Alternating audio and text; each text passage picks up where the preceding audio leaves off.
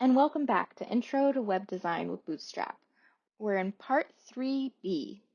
Let's talk about typography. Bootstrap comes with the fonts Helvetica Neue, Helvetica, Arial, and sans serif. GetBootstrap.com will have all the documentation for everything that they have, so you can see what it looks like before you try to use it. Right here we can see these are what the H1 through H6 will look like in our application. We can also do something called inline subheadings. This will make use of the small class within our H1 through H6, so you can have a difference of sizes. And just like in regular HTML, we have list items.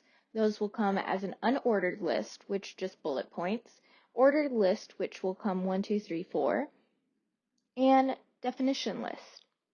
Right here we see some examples of what those actually look like when we have them on the page. An ordered list and an unordered list.